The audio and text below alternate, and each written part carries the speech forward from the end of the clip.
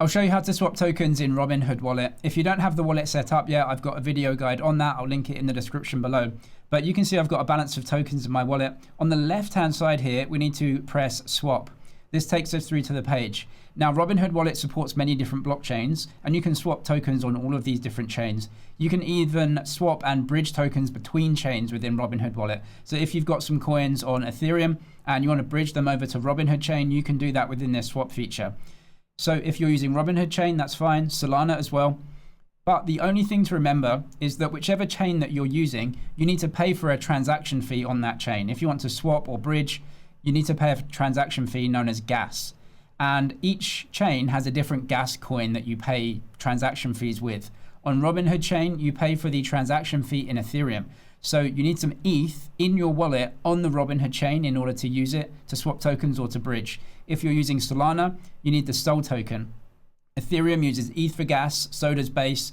BNB chain uses BNB coin for gas. So whichever blockchain that you're using, you're going to need some of the gas coin in your wallet to pay for the transaction fees. If you don't have the gas coin in your wallet, you won't be able to transact at all. And even if you have other tokens in your wallet, you still won't be able to pay the gas fee, so you won't be able to swap. So you just need to deposit some of the gas coin into your wallet on the chain that you're using. So let's say that we're going to use Robinhood chain. Well, we need to deposit ETH on the Robinhood chain. How do you do that? Go and use Robinhood. Other exchanges don't really support the Robinhood chain right now, so you may need to bridge some tokens over. Let's take another example like Arbitrum. Well, Arbitrum uses ETH for gas. You can see I've got a balance here. So what I'm actually going to do is deposit some ETH on the Arbitrum chain into my wallet so that I can use that blockchain to swap tokens. So what I'm going to do is press receive here. Then which coin do I want to receive? I want to receive Ethereum because that's the gas coin. So I'm going to click this one. This is my deposit address. I'm going to copy the deposit address. I'm going to go over to my centralized exchange. You can see that in my portfolio, I've got some ETH. So I'm going to withdraw that. It says, where are you withdrawing it to? I'm going to choose Ethereum. That's the gas coin that I use to pay transaction fees. I'm going to withdraw that over the Arbitrum 1 chain, as you can see. Now, my centralized exchange doesn't support Robinhood chain. Most don't. If you're using Robinhood's centralized exchange app, you might be able to buy ETH on there and withdraw it over to your Robinhood wallet. If not, then you're going to have to take some ETH and send it to Arbitrum or Ethereum and then bridge it over in the Robinhood wallet app. In any case, pay the transaction fee in the gas coin. I'm going to withdraw over Arbitrum 1.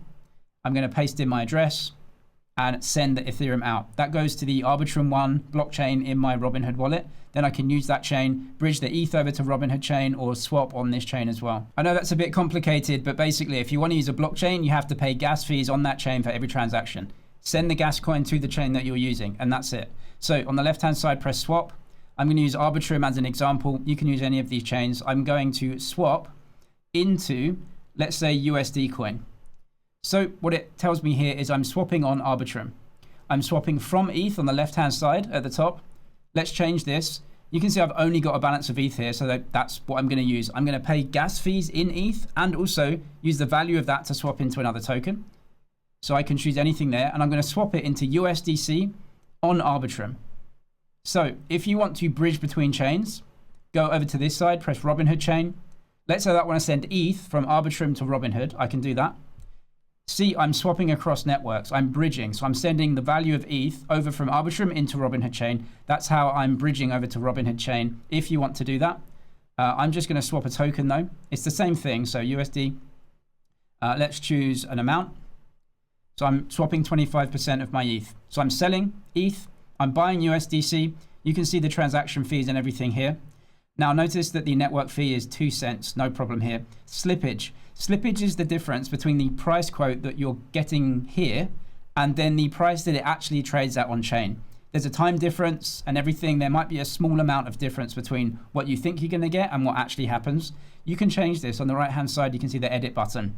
Max slippage. I would say for bigger coins like Ethereum, USDC and things like that, 0.5%, something like that is going to be fine. Let's just do it at 1%. It's absolutely fine. Now, if you're swapping meme coins or some crazy coin, right, with a lot lower liquidity, the max slippage might have to go up. The slippage is what you allow. So if, for example, you get a quote and then the trade can go through at, let's say, a 3% worst trade, then the trade will reject because you're telling the system here, only allow 1% slippage, not 3%. So if it's 3%, 2%, 1.1%, it will reject the trade. If it's 0.9%, it will go through for you at that trade.